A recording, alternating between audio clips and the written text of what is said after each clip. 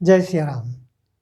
कल हम लोग चर्चा कर रहे थे कि प्रभु श्री राम जी रावण और उसके बंधु बांधव सैनिकों सहित सबका वध करके माता जानकी को साथ लेकर के और उनके साथ विभीषण भी सहपत्नी थे, पुष्पक विमान से जो अयोध्या वापस आ गए।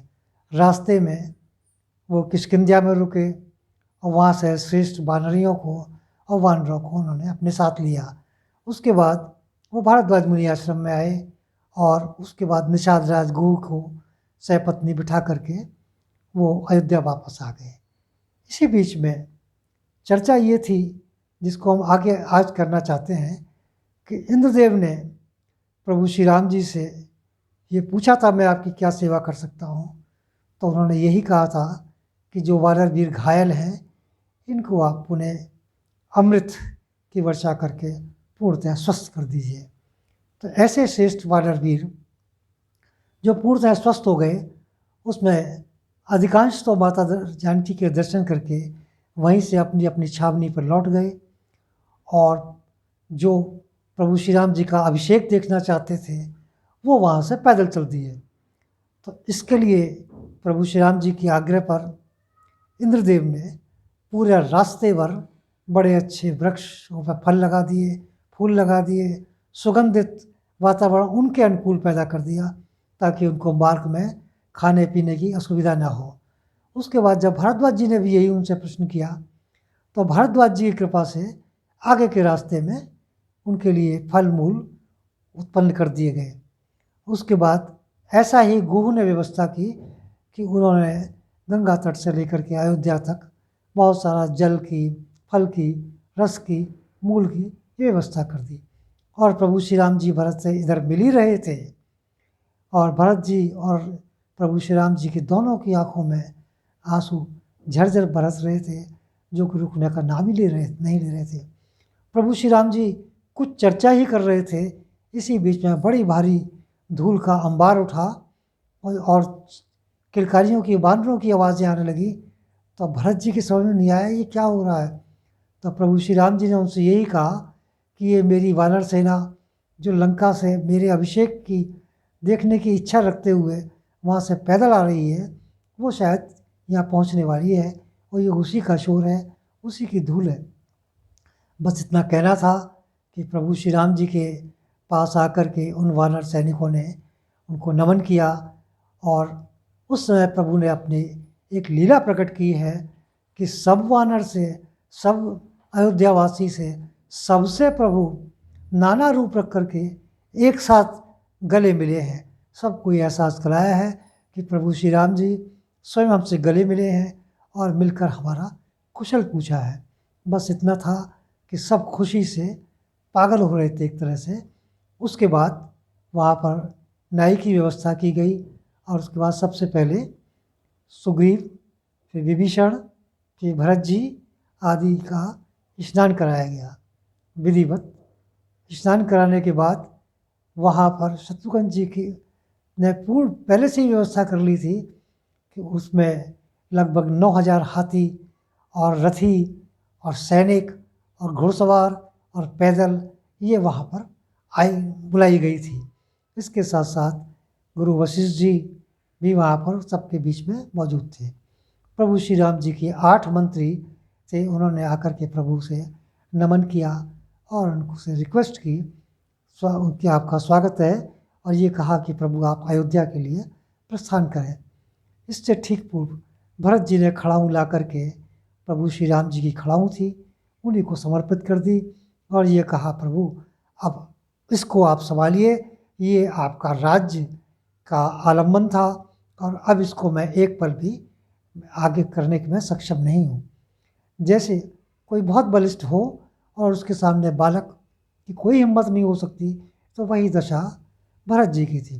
प्रभु श्री राम जी ने उन खड़ाओं को स्वीकार किया, और स्वीकार करने के बाद वो रथ पर आरूढ़ हो गया, और उधर शत्रुघ्न जी उनका छत्र संभाले हुए थे, और एक ओर विभीषण जी और दूसरी ओर लक्ष्मण जी, उन्होंने उनका भंवर चमर संभाला हुआ था और चमर झुला रहे थे, और स्वयं भरत जी उसके सारथी बने।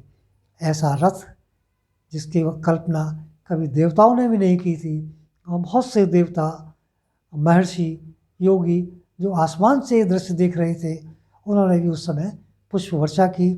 और जो शत्रुघ्न जी के द्वारा व्यवस्था की गई थी कि नंदीग्राम से लेकर के अयोध्या तक सड़कों का भली भांति छिड़काव किया गया और उसकी सफाई व्यवस्था की गई, और फिर पेड़ों पर जैसे हरियाली एक पैदा की गई, ये व्यवस्था पहले से ही की गई थी ताकि वानरों को भी उसका आनंद मिल सके।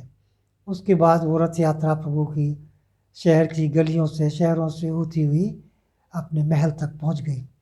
महल में पहुंचने के बाद प्रभु श्री राम जी का जो अपना एक निजी शत्रुंजय नाम का हाथी था, उस पर सुग्रीव जी को बिठा करके ले जाया गया था। और प्रभु श्री राम जी ने भरत जी से कहा कि मेरी अशोक वाटिका में जो मेरा निज महल है, उसमें इनके ठहरने की व्यवस्था की जाए। इसके साथ ही चूँकि वो महल मणियों से जड़ित था, तो इस प्रकार सुग्रीव जी की वहाँ पर रहने की व्यवस्था की गई। और उसके बाद भरत जी से वशिष्ठ मुनि ने कहा कि अब प्रभु श्री राम जी का अभिषेक में समय कम है, इसलिए तुरंत इसकी व्यवस्था की जाए। तो इसी बीच में सुग्रीव को बुला करके भरत जी ने कहा कि किसी तरह से वशिष्ठ मुनि के लिए उन्होंने आग्रह किया है कि चारों समुद्र और 500 नदियों का जल तुरंत मंगाया जाए। इसके लिए गवय, ऋषभ, स्वयं जामवंत जी और हनुमान जी, ये 4 श्रेष्ठ वानरों को वहाँ पर इस काम के लिए लगाया गया। अल्प समय में ही जाकर के स्वर्ण कलशों में ये जल इकट्ठा करके हनुमान जी ले आए और ला करके उन्होंने वशिष्ठ मुनि को सौंप दिया। बस फिर क्या था, इस जल से प्रभु श्री राम जी का जटाजूट को नाई से बुला करके सुसज्जित कराया गया, केशों का श्रृंगार किया गया और उनको अन्वाया गया, जिसमें सबसे पहले उनको स्नान कराने वाले स्वयं गुरु वशिष्ठ जी थे। उसके बाद उनके विभीषण जी, सुग्रीव जी, और उसके बाद वहाँ के उनके 8 मंत्री, और फिर शहर के नामी ग्रामी जो वणिक ग्रुप था वो उसमें शामिल था। इस प्रकार प्रभु श्री राम जी का स्नान कराया गया, उनका श्रृंगार कराया गया और उनकी रथ यात्रा पूरे शहर में, शोभा यात्रा इसको कहना चाहिए, वो निकाला गया। इसके लिए जो वहाँ पर अयोध्यावासी थे, उन्होंने पूर्ण व्यवस्था भरत जी के इशारे पर पहले ही कर रखी थी। सारे घरों की छतों पर विशेष पताकाएँ लगाई गई, फूल मालाओं से पूरा नगर सजाया गया। इस प्रकार प्रभु श्री राम जी की शोभा यात्रा निकली है और सभी हर्ष उल्लास से भरे हुए हैं। अयोध्या वासियों को ऐसा लगता है जैसे संजीवनी मिल गई हो, उनका मृत शरीर पुनः जागृत हो गया हो। उनको लगा कि अब हमारे प्रभु श्री राम जी आए हैं और आज ये राम राज्य की शुरुआत होगी। हालांकि भरत जी के राज्य में भी किसी प्रकार की कोई कमी नहीं थी, लेकिन उनका मोह पहले से ही प्रभु श्री राम जी में था, जिसको हम कह सकते हैं आसक्त था। इधर माता जानकी को की समस्त माताओं ने, यानी माता कौशल्या, माता सुमित्रा और कैकेयी, तीनों ने मिलकर स्वयं अपने हाथों से उनका श्रृंगार किया और इस प्रकार माता जानकी को भी उसी रथ में ले जाया गया था।